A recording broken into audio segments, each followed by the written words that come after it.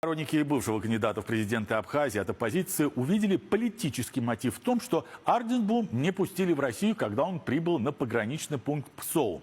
Они пытаются раздуть грандиозный скандал и заявляют, что есть некие списки, куда его тайно внесли. Но нам удалось узнать, что дело совсем в другом. Арденба оказался злостным нарушителем. Более того, вместе с ним в машине ехал человек, который находится под подпиской о невыезде по подозрению в торговле оружием. Что на самом деле произошло на границе, расскажет Артем Яковенко.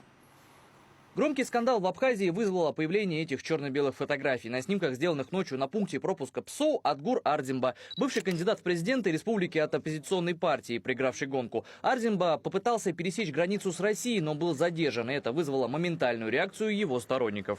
Пресловутая практика преследования и давления на инакомыслящих продолжается. Возвращаются ярлыки иноагентов, звучат надуманные обвинения в адрес подлинных патриотов Абхазии только за их политическую позицию.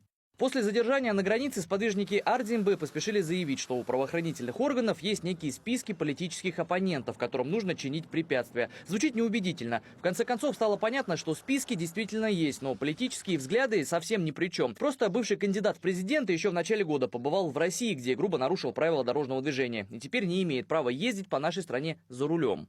Установлено, что Арденба непосредственно управлял транспортным средством, хотя в январе 2025 года решением суда Адлерского внутригородского района Краснодарского края Российской Федерации был лишен российского водительского удостоверения за нарушение правил дорожного движения.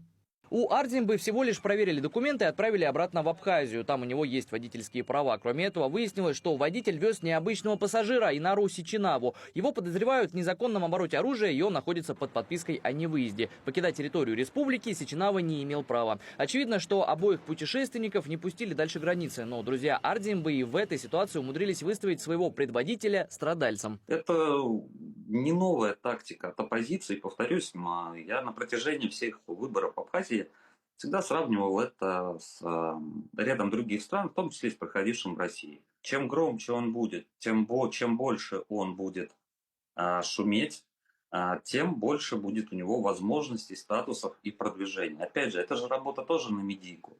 Сам Атгур Арденба никак не комментирует произошедшее. Судя по всему, понимает, что любой комментарий вызовет вопросы, ответов на которые у него не будет. Артем Яковенко, Юлия Соколова, экстренный вызов.